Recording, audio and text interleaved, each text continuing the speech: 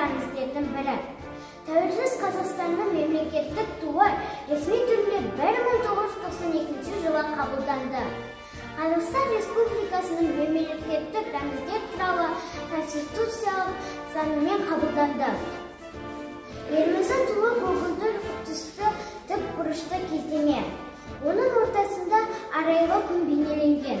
Арайлы күннің астында қалықтаған храм бейнеленген. Ағаш сыртына бекітілген тұтас ұлттық оюмен кестеленген тік жолақты өрнектелген. Олар алтын түспен боялған. Тудың ені ұзындықтың жартысына тең. Көк түс түркі халықтарына өте қасиетті ұғым. Тудың авторы белгілі суретші Шәкен Ниязбеков. Мөлдір бұлтсыз ашық аспан күмбезін, бейнеленген алтын шапақ күн көзін, адалдық пен пәктік көңіл нышаны, көріп жүрмін көк туымды күнде өзім.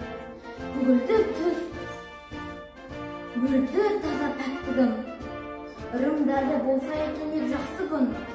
Бейбітшілік тыныштықтың нышанын, көк туымыз білдіріпті тап бүгін. Өрнексіз тұр қолтан басы дәуірдің, қадам бастық арта қалды ауыр күн.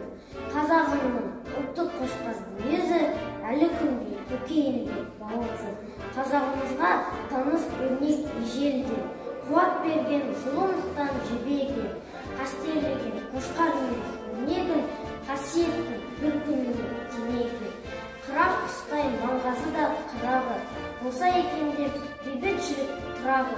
Сондықтан да көк туымды қалықтап, қыран бүркі қанат жайып тұрады.